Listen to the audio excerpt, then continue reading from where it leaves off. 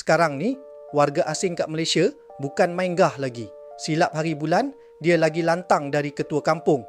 Parking ikut suka, meniaga tak ada lesen. Lepas tu kalau kena saman, boleh pula gelak-gelak. Kita pun pelik. Dia datang cari rezeki ke cari pasal? Tapi, bila baca komen netizen, besar kepala sebab ada yang cover. Boom. Tepat. Macam sniper headshot. Sebab apa? Warga asing ni macam pokok tumpang. Dia takkan hidup subur kalau tak ada tanah yang subur. Dan tanah tu, kita yang bagi. Ada yang bagi sewa rumah, tak kisah penuh satu rumah 20 orang.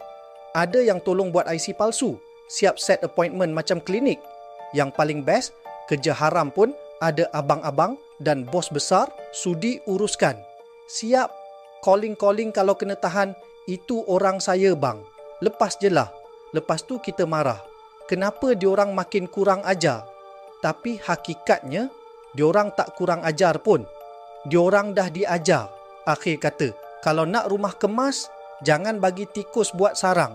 Lebih-lebih lagi, kalau tikus tu kita sendiri bela.